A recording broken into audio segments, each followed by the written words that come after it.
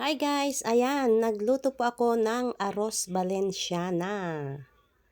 Ayan na siya guys. Luto na yan guys. Oh, ayan yung kinalabasan ng ating arroz Valenciana. Yummy! Ayan guys, tuturuan ko kayo kung paano po ako magluto ng arroz Valenciana. Siyempre meron tayong malagkit, chorizo de Bilbao, luyang dilaw o kaya turmeric. Meron din tayong sibuyas na puti at bawang at yung ating gata. Pasas, green peas, carrots, at yung ating bell pepper. Meron din po tayong panahog na manok at yung atay balon-balonan din ng manok na napakuluan ko na. Ayan po yung aking version ng arroz Valenciana kung tawagin o kaya bringhi naman sa Kapampangan. Ayan guys, ginisa ko na yung bawang sibuyas at saka yung turmeric. Kaya naging ganyan na po yung kanyang kulay. Ayan, ilalagay ko na yung ating manok. Igigisa po natin yan hanggang magkulay brown. Ayan, gisa-gisa lang natin yan guys. Kayo guys, paano po kayo magluto ng arroz Valenciana? Meron kasi minsan seafood. Hindi po ako nagsi-seafood kasi alam na, high blood. Ayan, ginisa ko na siya. Ayan, nagkulay brown, nag-yellow-yellow na kasi dahil doon sa turmeric. Ilalagay ko na rin dyan guys yung ating atay balon-balonan. Isasama na natin siya sa paggisa. Pinakuluan ko naman yan guys, kaya malinis at okay na yan. Kaya konting gisa-gisa na lang yan. Okay na rin yan guys. O diba? Ganun lang kadali yan guys na yan na ilalagay na natin yung kanyang mga gata. Inon ako syempre yung pangalawang piga. Kayo na po magtansya guys kung depende kasi sa dami ng malagkit at sa dami rin nung gata kung paano nyo lulutuin ang inyong mga arroz Valenciana. Ayan, inilagay ko na rin dyan yung unang piga. 4 na piraso po yan na nyog na pinapiga ko. Yan po yan. Kaya ganyan ang kinalabasan niya. O, ang ganda ng kulay niya guys, diba? Parang nag-yellow green. Dahil nga dun sa ating luyang dilaw o kaya turmeric. Ayan, kumulo na guys. Yung anak ko nasa likod, tinutulungan niya ako naghuhugas. Lalagay ko na yung ating panimpla, patis syempre. Patis po ang nilalagay dyan. Maglalagay din ako dyan ng chicken cubes kasi syempre chicken yung ating panahog. Lalagyan ko na rin ng pamintang durog.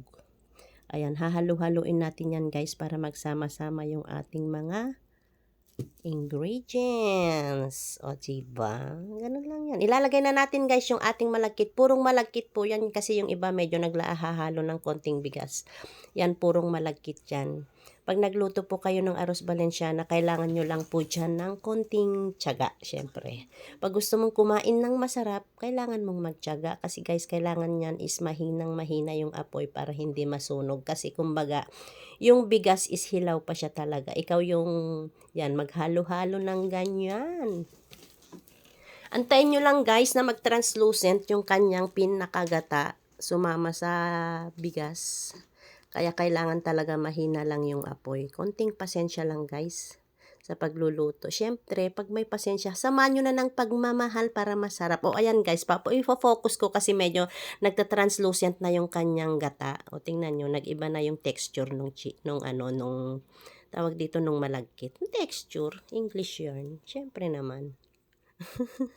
O di ba? Konting patawa lang guys kasi medyo mahaba-haba to. 5 minutes lang naman. Okay na yan. Ilalagay na natin yung ating carrots. Lahat ilalagay na natin yan. Kasi okay lang naman na ma-half cook lang yan kasi iinin din natin yan maya-maya. Kasi hindi pa maluluto yan guys pag natapos yung ganyan, nag-translucent na yan. Hindi pa ganyan yan maluluto. Kailangan nyo pang pagtiyagaan yan ng iinin ng mahinang-mahinang apoy. Ayan o. Diba? Naubos na yung kanyang gata. Ililipat natin yan mamaya guys. Ilalagay muna natin lahat yung ating green peas, pasas, at syempre yung ating bell pepper. Konting halo lang yan guys, tas ililipat natin yan, iinin natin. Kailangan din balik-balikan nyo siya na halo-haloin. Ayan, nilagay ko na rin yung ating chorizo de Bilbao. Di na po ako naglagay dyan ng hotdog. Ayan, maglalagay din tayo ng konting asukal, pang balance lang po sa kanyang lasa. Ayan, kasi pag may hotdog po kasi guys, kumukulay minsan dun sa malagkit. Nagkukulay pula. Gusto ko yung ganyang kulay. Tingnan nyo, ang ganda ng kinalabasan na nung arroz Valenciana natin, 'di ba? Iba-ibang klaseng kulay. Ayan na guys, oh, 'di ba? Nag-translucent na siya. Ganyan na kinalabasan niya guys. Medyo napatuyuan ko na ng konti dahil sa mahinang apoy. Ililipat na natin 'yan sa diyan din sa kawang 'yan, kaso lang lalagyan natin 'yan ng dahon ng saging. Ayan na, para hindi po masunog. Tapos kayo na pong bahalang mag-inin diyan. Halu-haluin niyo na lang kada 10 minutes. Ayan po yung ating arroz Valenciana o kaya bringhi. O, di ba guys? Thank you for watching. See you again on my next vlog. Bye-bye everyone.